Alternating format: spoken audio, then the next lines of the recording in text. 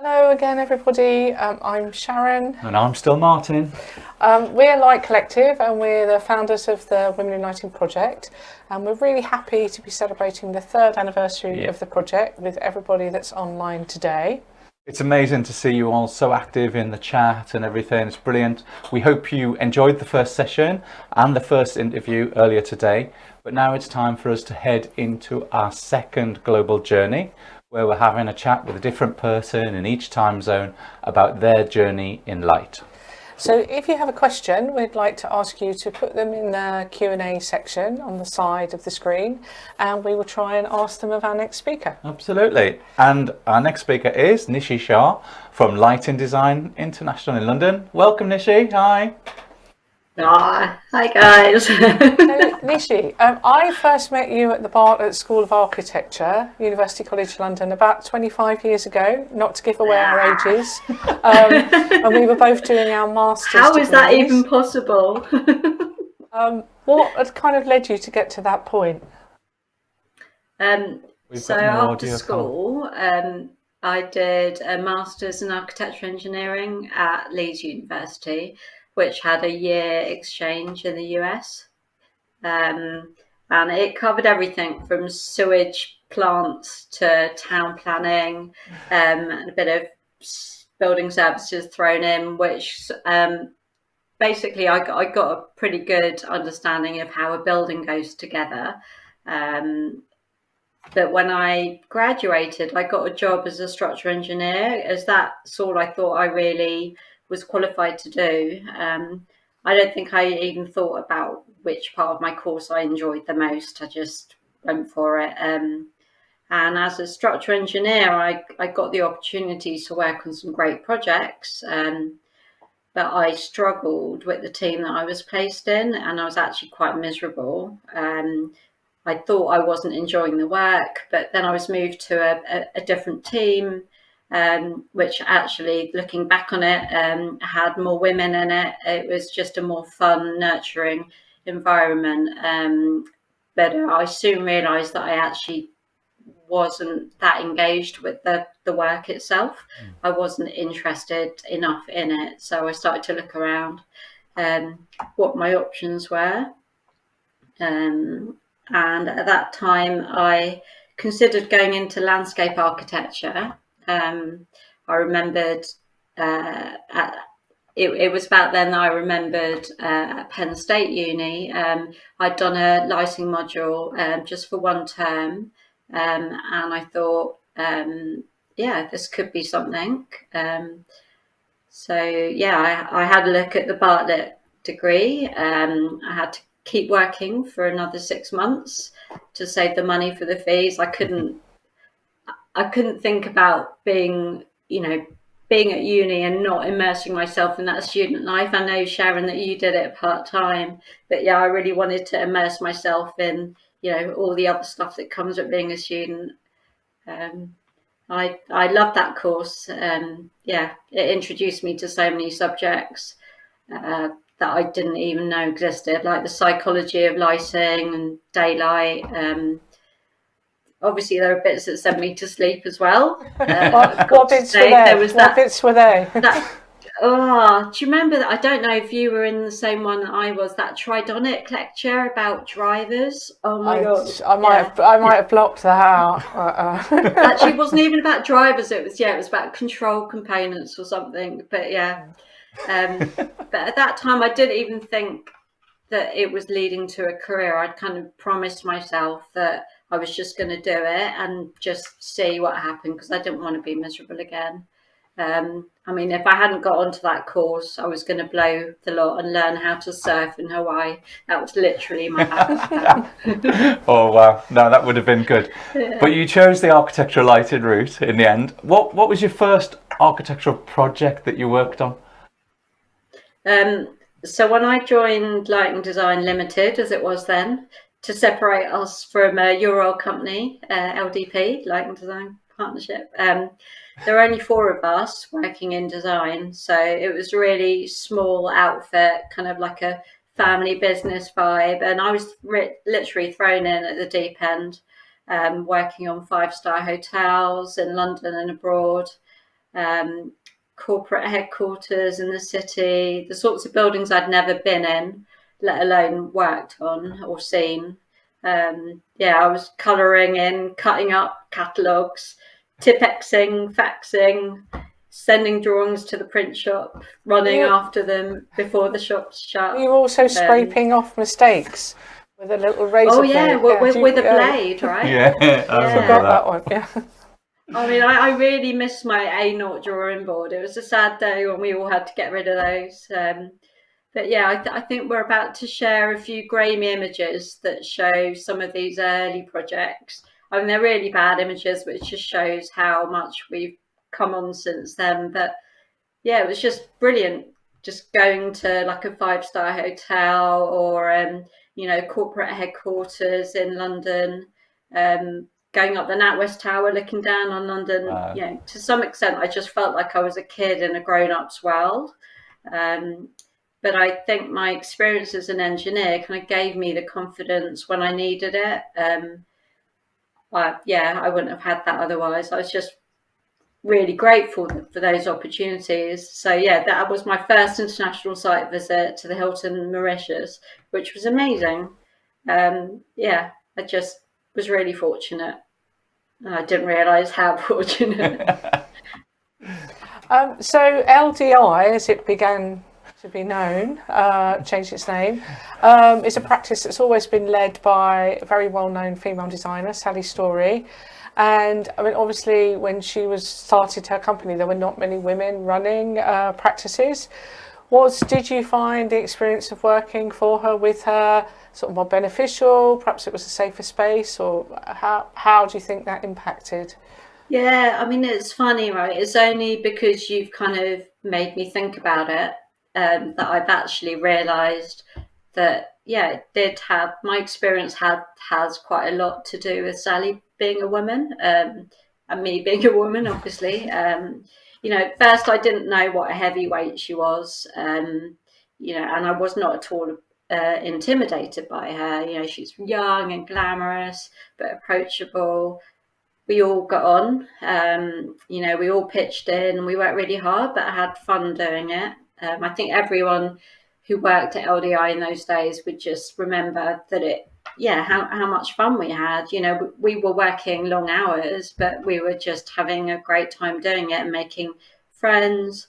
But it was just, it was great watching Sally and how she interacted with people and commanded respect.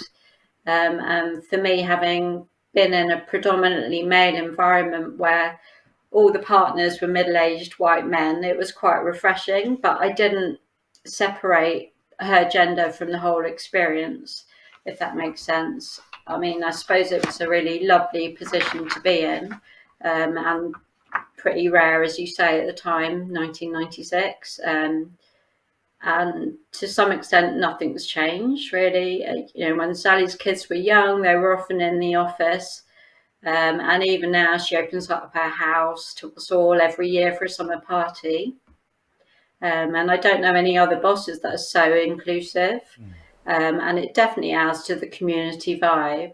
I suspect that the fact that she is a woman feeds that ethos and makes her less intimidating than a male boss might be. Yeah. And I think, over the years, there's been a fairly even proportion of male and female staff at LDI. And I suppose that, and we've all learned from Sally's kind of influence, and that's how we've evolved. And I don't know if that's typical for the London lighting scene. You guys probably know better than me with, women in lighting, but yeah, it'd be interesting to know. I think it is there's still a lot less women leading practices, and definitely in London. So yeah, it's definitely still not typical, is it? So tell us, Nishi, tell us a bit more about your work. Is there a specific type of project you like to work on, an area you specialise in, or is there any projects you're more proud of than others?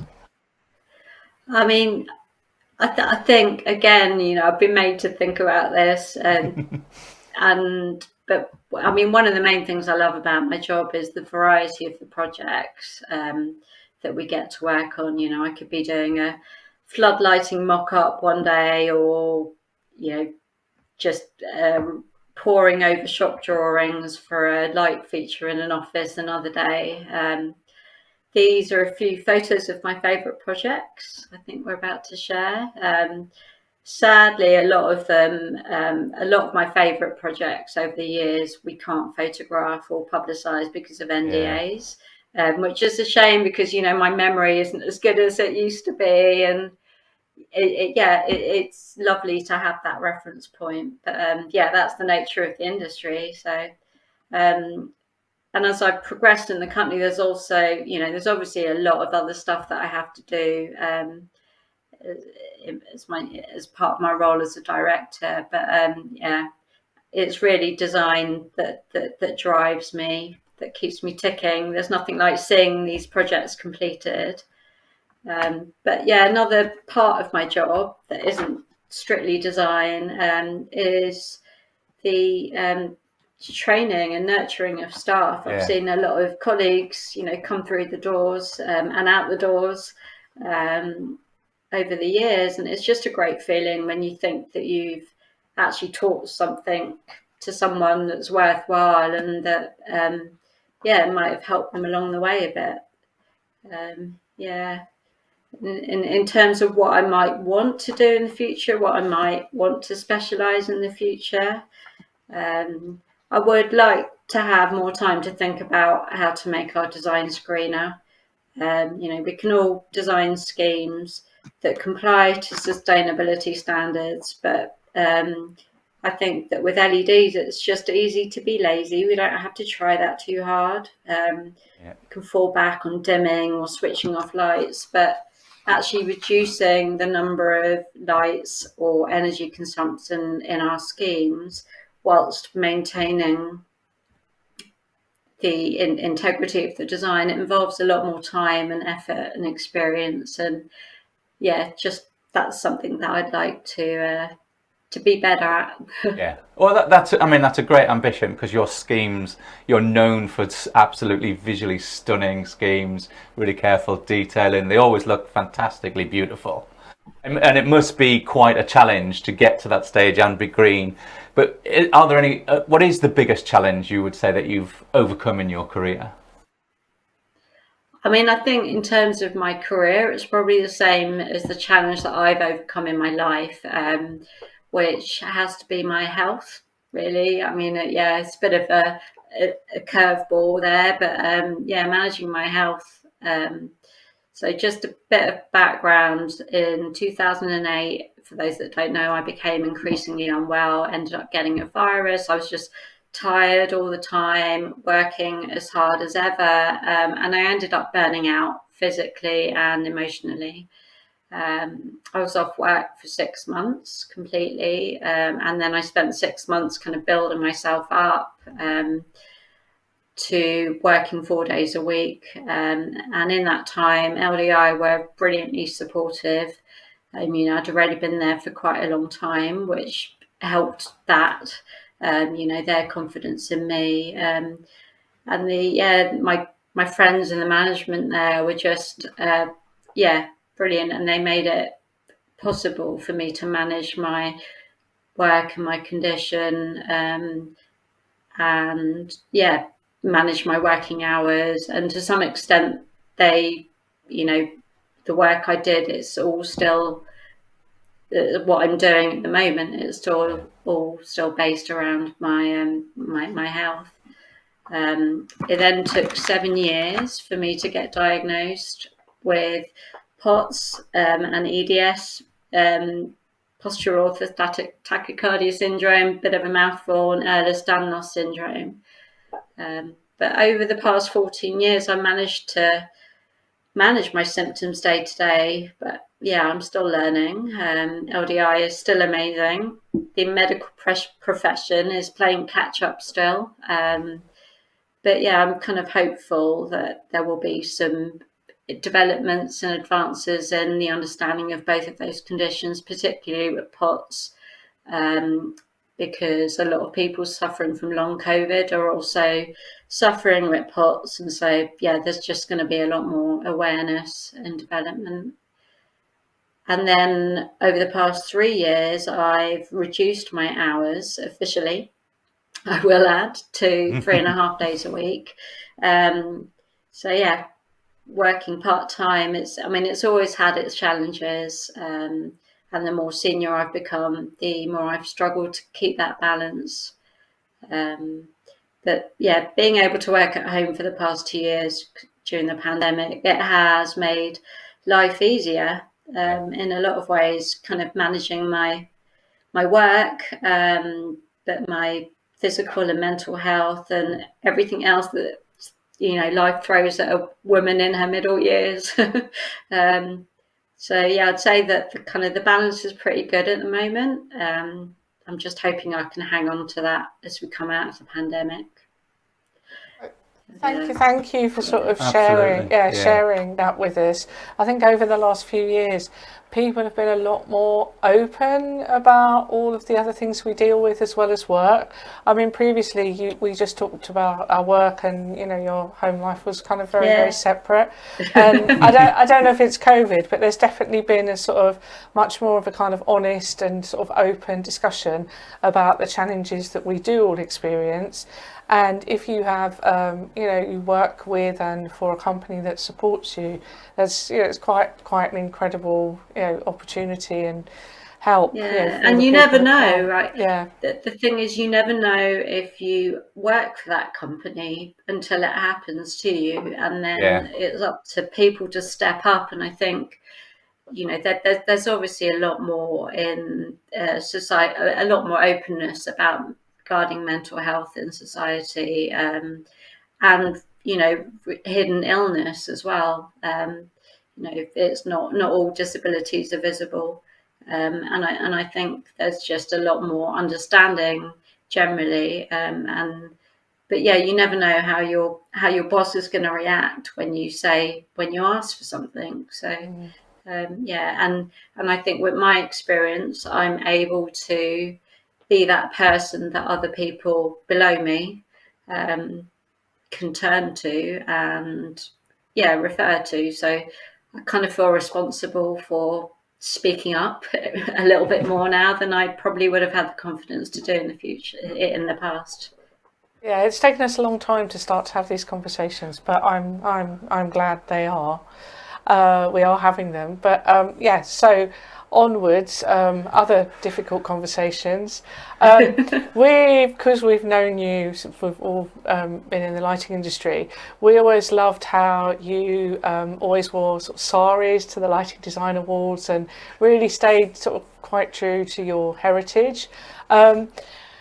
I mean, being a woman is sometimes you're like the only in the room. So, have you ever struggled being an Asian woman in our industry? We would sort of say an only, particularly in the UK. Yeah, yeah. I mean, I say that the lighting industry in London is pretty unique in the whole world. I think we're definitely in this cosmopolitan bubble, and I don't think I've struggled with my nationality or gender within our lighting community itself.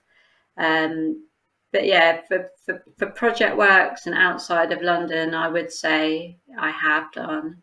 With the social functions, I used to dress up in Indian outfits. That was a no-brainer for me. Indian outfits are just more forgiving and they're more practical than than dresses. And so I was going to be self-conscious dressing up anyway. So if it hadn't been, if we hadn't been such an inclusive, tight-knit bunch in those early days, I think it might have been different. I might felt a bit more too self-conscious to do that. But I think in the work situation though, I'd come out of lighting, walk into a boardroom, particularly in those early years. I think I would feel my my gender, and also the fact that I look quite young, more than being a woman of colour. I'd be much more self-conscious of that. But and I do wonder sometimes if I if I had had a foreign accent, would I have been equally welcomed, or would I have been more self-conscious? I don't know. It was only when I stepped out of London in the rest of the UK or the world that I did, feel more like I was being judged for being a woman of colour, and I had to always try and work to prove myself. Not always, but yeah, it was pretty common, and it can still be quite common. I mean, I travel less for work now, but yeah, it can still be quite tricky. There have been a couple of instances that I can recall where, like in Abu Dhabi, there were a lot of staff, contractors, project managers who came from the Indian subcontinent.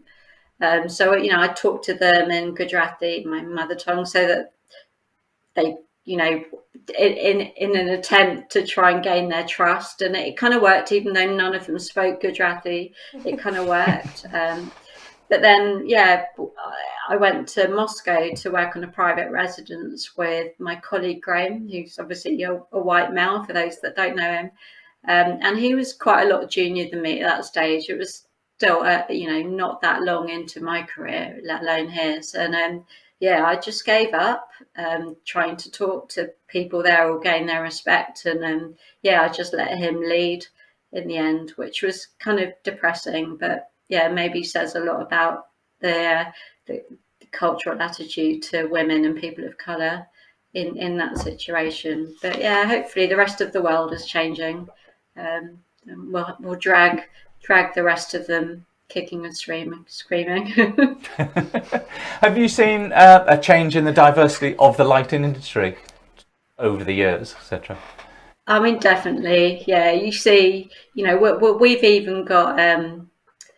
I mean, there's just an increase in diversity in the London community and in the building industry.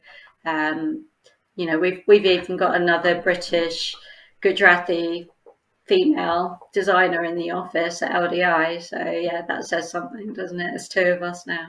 But yeah, I think in most situations now, I feel my gender more than my colour. But yeah, I think that the number of occasions where I feel prejudice has definitely decreased. So that's probably because of the increase in diversity.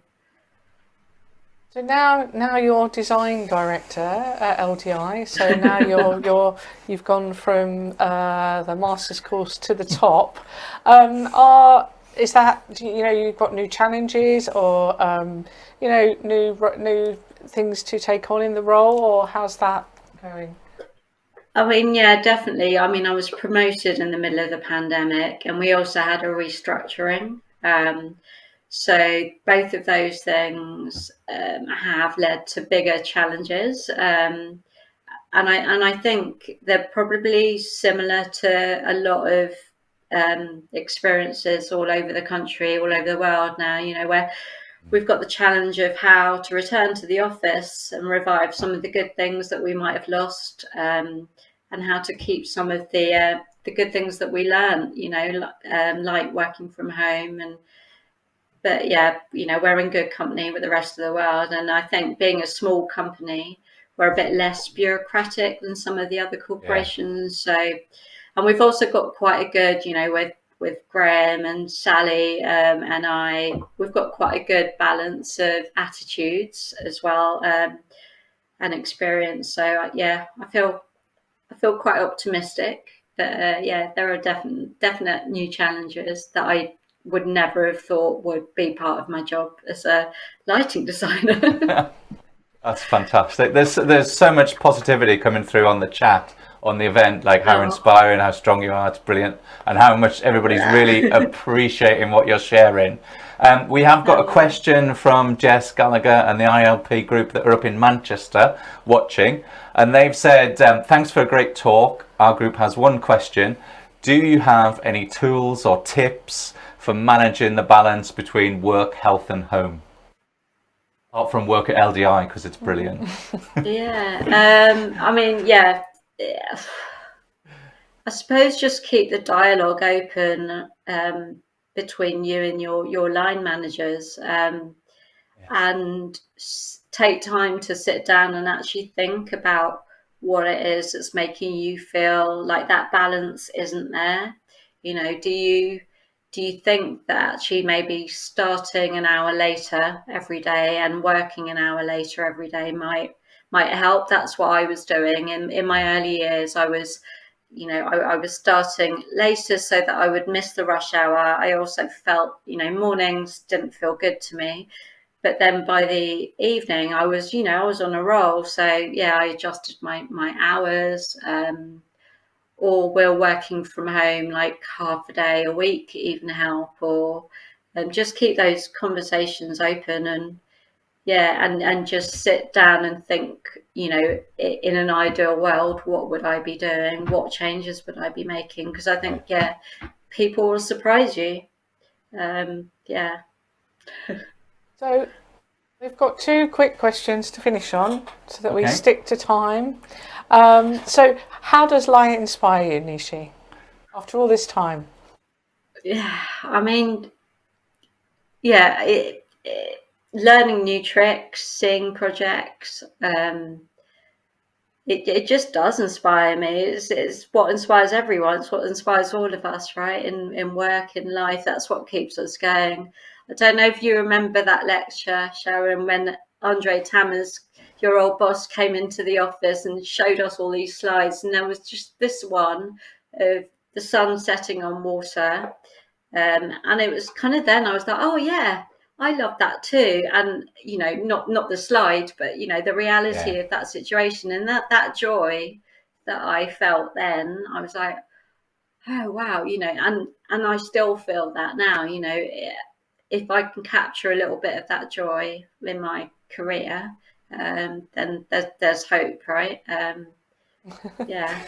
Where we are now, where the studio is, we're right by the sea, near Hastings and St Leonard's, and basically that's what Martin and I did yesterday. We looked at the sun and the water at various different parts of the day. So always inspirational. So again, we're going to finish up with this one last question, and basically, what is your message for the other women in lighting?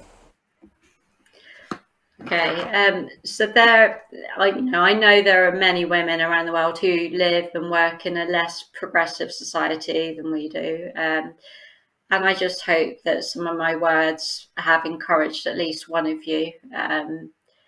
But I'd say take that passion or interest or curiosity that brought you into our industry in the first place, and arm yourself with a bit of knowledge to give you confidence. And there's just no reason why you can't achieve your goals. Don't let anyone tell you otherwise. Even if you don't know what your goals are, or you're just winging it, day by day like I am, you can still have a successful career in lighting. Brilliant. Thank you. Thank you, Nishi. Thank you for sharing your journey. Thank you. Thank you both for giving me. Thank you both for giving me the opportunity. Making me step out of the limelight, Sharon. I know you almost had to drag me out of the limelight, but I was happy to do it for this reason. Brilliant. We can definitely confirm that you have inspired people. I can see it just in the chat as people saying it. So definitely, thank you, Nishi. Really appreciate it. Hope we see you in the flesh sometime soon.